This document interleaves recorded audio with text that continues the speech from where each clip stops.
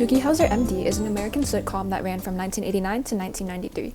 The show focuses on 16-year-old Doogie Howser and his struggles with being a doctor and a teenager. Season 1, Episode 17 of Doogie Howser MD begins with Doogie and his friends dining at a restaurant when Griffin Marshall, one of the most popular guys at school, suddenly suffers a severe allergic reaction. As his throat closes up and he struggles to breathe, Doogie steps in and saves his life. Grateful, Griffin promises to repay him and gives Doogie a complete makeover. Embracing his new image, Doogie starts adopting Griffin's rebellious attitude. He even sneaks out with his father's BMW to attend a party, hoping to impress his new crowd. However, things take a turn when the car gets towed. Fortunately, with the help of his loyal friends, Doogie retrieves the car without getting caught. In the end, he realizes that true friendship matters more than popularity. There are several theories that relate to this episode, and today we're going to talk about the symbolic interaction theory and looking glass self, the differential association theory, the in-group/out group, and formal and informal education.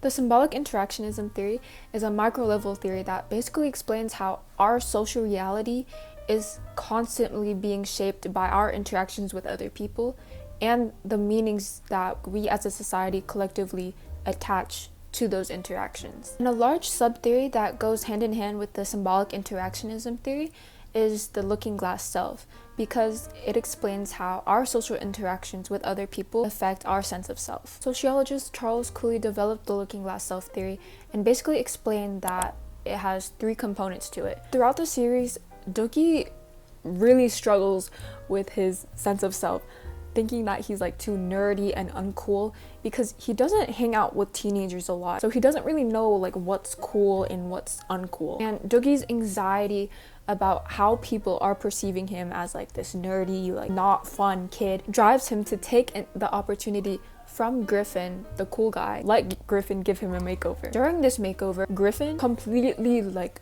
throws all of Doogie's clothes in the trash. Like literally. And during this interaction, Doogie is evaluating Griffin's judgment of Doogie. Griffin is basically saying like, oh, like your clothes are just not cool. And in response, Doogie is feeling shame about who he is as a person right now, which prompts him even more to make a change in his appearance, overall aura. And after this makeover, Doogie is immediately hit with compliments and just like positive reactions from his coworkers at work. Literally all the girls are over him saying like, oh my gosh, Doogie, like what happened? Like Doogie, like I love your new look. In response to those positive judgments, Doogie is feeling like really good about himself. Doogie starts feeling confident and starts feeling pride in his new identity. And this interaction of Griffin negatively judging Doogie for how he was originally and his coworkers positively judging him post-transformation shapes Doogie's self-perception of himself, and he finally feels more confident and feels like he's cool now. There are several symbols in Doogie Howser that have changed their meanings over time. Some of these symbols include language such as bodacious and bogus, which were popular slang words used in the 90s and were like the cool thing to say. However, now around like 30 years later, it's considered retro, uncool, outdated. And what's considered cool has also changed over time as well. What we can see in the Doogie Howser episode, sort of like this grunge style is really popular back then. Really like no one style that's considered like the ultimate, the coolest style. It really depends on like what type of people you interact with on the internet. In-groups are social groups that are generally very exclusive and very hard to get into. They usually create some sort of barrier so that the average person just can't hop in and join their group. On the other hand, out-groups oppose in-groups, and this can lead to feelings of competition and exclusion between in-groups and out-groups. In this Doogie Howser episode, Griffin and his glam group would be considered the in-group. His glam group would also be considered a reference group since he's considered the most popular guy at school, and literally everyone wants to copy his style, copy his behaviors, and be a part of his in-group. Glam group also has certain requirements or standards that people have to fit to be able to join. One of these requirements could be seen as the grunge style that all of his glam group friends wear. And the out group in this episode would be everyone that doesn't fit into the glam group standards. One of these people being Vinny, Doogie's best friend. So later on in the episode, Doogie is invited to this party by Griffin and his friends. Once Doogie finally gets the keys, Vinny's like, oh, let's go. But Doogie's like, oh, so Griffin actually only invited me, not not you. That just shows like Vinny doesn't really fit the Glenn group standards and is excluded and part of the out group. In-groups and out-groups were definitely a large thing back in the 90s and older movies and TV shows, but I feel like now there isn't really a clear division between who's cool and who's not cool. Teens today can definitely jump around social circles a lot easier. Teens today are a lot more accepting of maybe like someone's style or who they are. The differential association theory was developed by Edward Sutherland to explain how individuals learn deviant behavior by observing deviant behavior. So how would this relate to Doogie Howser?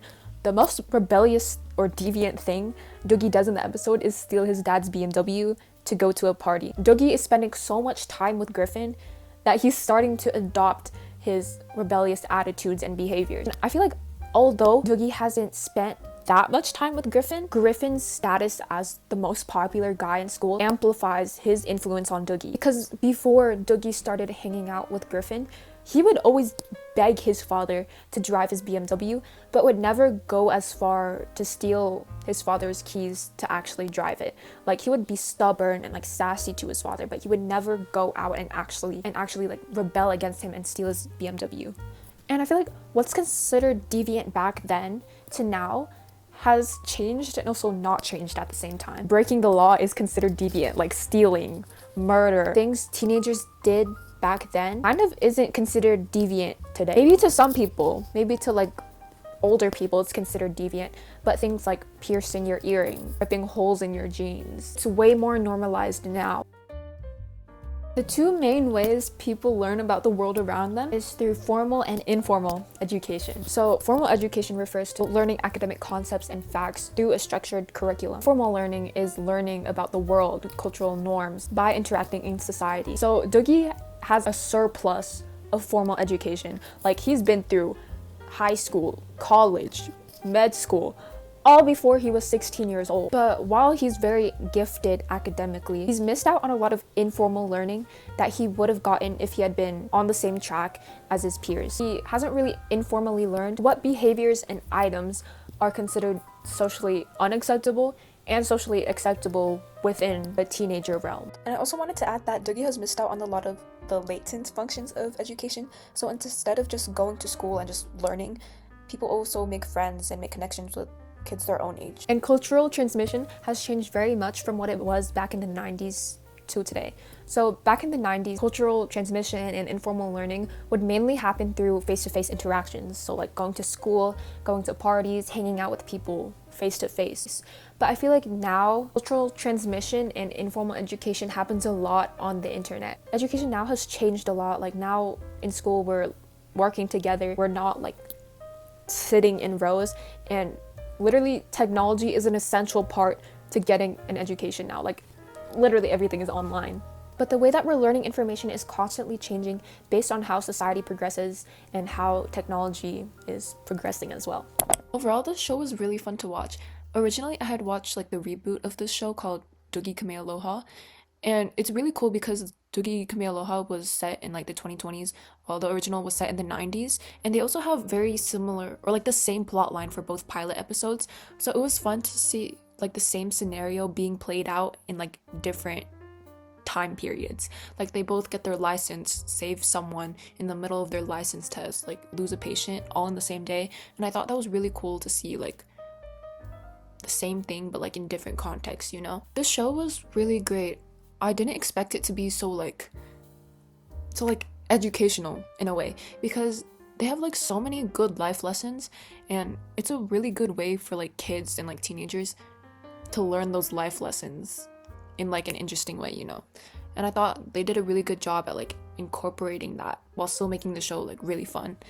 And I also love how they didn't make Doogie like a 30-year-old man trapped in a teenager's body. Like, he's also still a teenager, and he still has like traits of being a teenager. Like, he's still growing up, he's still not fully matured yet. So I thought that was a really good thing that the writers added. Overall, the show was fire, and it really showed me the differences between the culture in the 90s and the culture today.